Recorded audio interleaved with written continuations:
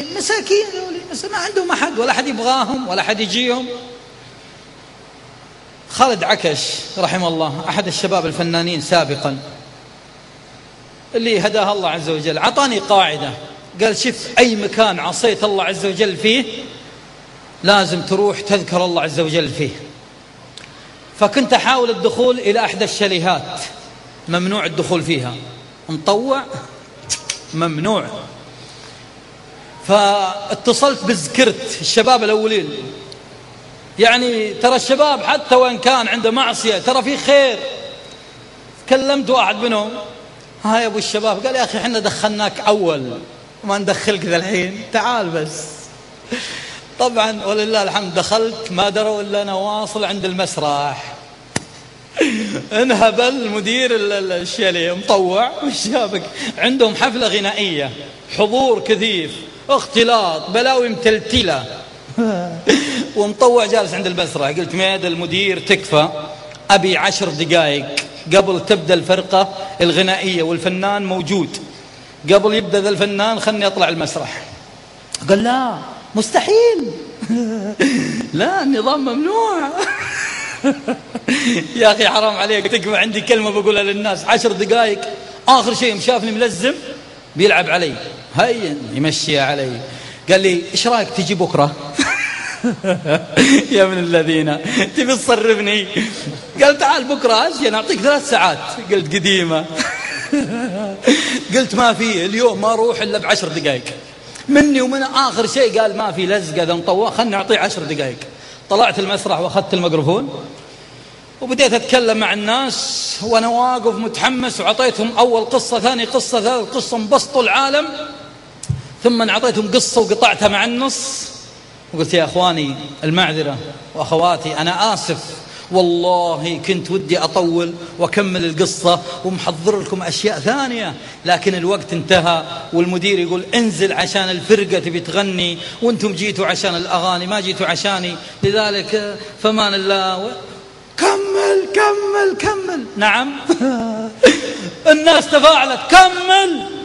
قلت ايش؟ قالوا كمل. قلت تبوني ولا تبون الفرقة؟ قالوا نبيك كمل، الناس فيها خير. فارتحت واستانست، سويت كذا. اطالع في الفنان وجهه راح اسود، طالع فيه كذا، تبوني ولا تبون الفنان؟ معلش. قال نبيك. قلت زين، مو بشغلي، الناس يبوني واستمر. طبعا ما دريت اني طولت عليهم، لكن يوم رجعت طبعا نزلت من المسرح والناس جالسين ومشيت واستغربت. ويوم رجعنا السكن عظامي توجعني، أسأل خوي اللي معي، قلت أنا وش فيني؟ رجولي توجعني تعورني. قال أنت من بعد العشاء إلى الساعة 1 وأنت واقف على المسرح. قلت لا. كم ساعة؟ فيلم هندي 3 ساعات 4 ساعات. يعني مع ذلك الناس فيها خير جالسة، وحتى يوم نزلت باقين جالسين، يعني كأنهم يقولون يعني يمكن يريح ويرجع مرة ثانية. طبعا الفرقة سرت. بعد فترة جيتهم، وللصدفة سبحان الله وهذا قدرا طبعا ولله الحمد، إن نفس الفنان اللي من الإمارات نفسه كان موجود، ماني بذاكر اسمه. عاد واجد فنانينهم يلا ضيعوا. فجيت عند المسرح، شافني، يوم شافني تأثر، درى أني بخرب عليه. قلت ميد المدير 10 دقائق. قال الله يرحم والديك. المهم مني ومنه، قال بس أطلب منك طلب. قلت تفضل. قال ما تعمل تصويت، يعني ما تقول للناس تبغوني ولا تبغون الفرقة، لا تحرجنا. قلت خلاص أبشر. تكلمت 10 دقائق والناس طالبوا باستمرار المحاضرة. قلت أنا جايب لي أشرطة معي بوزعها عليكم، اللي يبغى الأشرطة يلحقني عند السيارة. فنزلت من المسرح ومشيت كذا مسافة، والتفت والله الكراسي فاضية والعالم رجال ونساء كلهم وراي. اللي معي قلت روحوا افتحوا الشنطة ويلا جيبوا الأشرطة. وزعنا 7000 شريط، والناس يطلبون زيادة ويسألون وين المحاضرة ذي فيه، وين تباع فيه. إذا الناس فيها خير، واللي جرب لذة مجالس الذكر، لأن شوف ما حد يقبل الظلام بعد النور.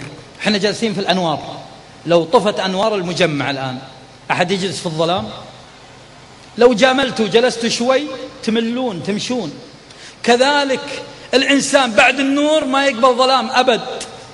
فاللي يتعود على هالمجالس الطيبة والله يصير يشتاق لها. جرب بس الجلوس مع الصالحين، مجالس الذكر، اجلس في المجالس والمحاضرات وشوف كيف تتغير حياتك.